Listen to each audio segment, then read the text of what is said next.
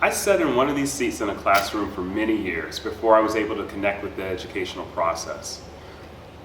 Early in my life, I was a fairly good student.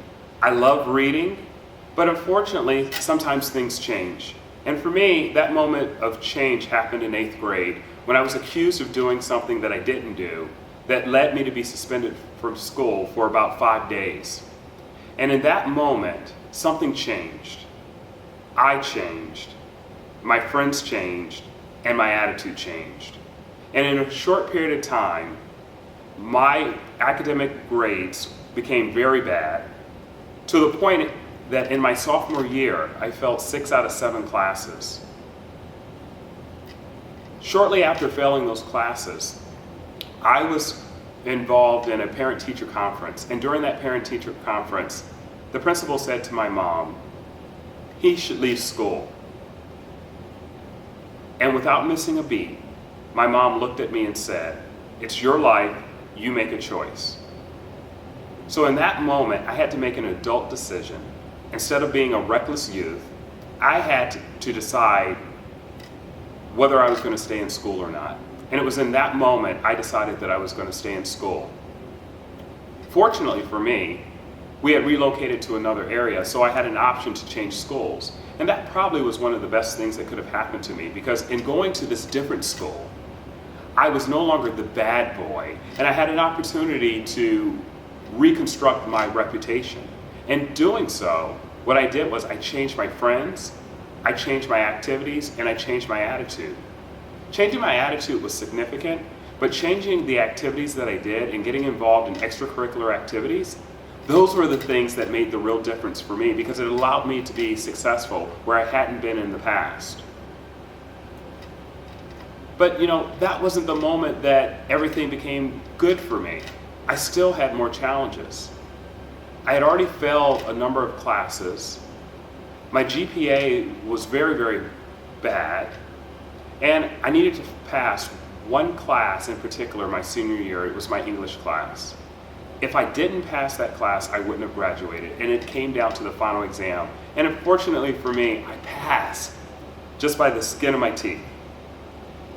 But that still didn't end my academic challenges, because I went on to 3 different colleges. Yes, 3 different colleges before I was able to connect with the learning process in a significant way.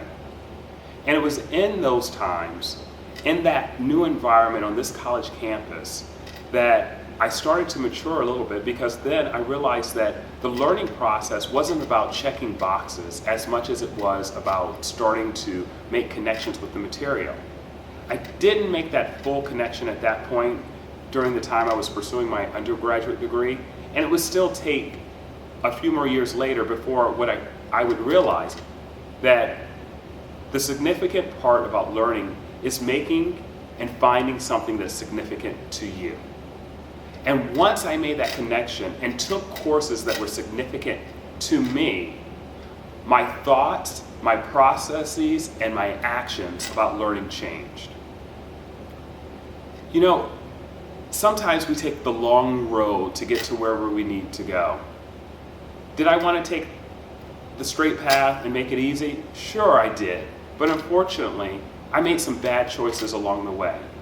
And once I started to take accountability and responsibility for my actions, that was the moment that things changed for me. And things can change for you too. In my book, Above Expectations, My Story, an unlikely journey from almost failing high school to becoming a college professor, I chronicle my journey from being a pretty good student to a bad student to my journey to becoming a better student and subsequently receiving 2 master's degrees.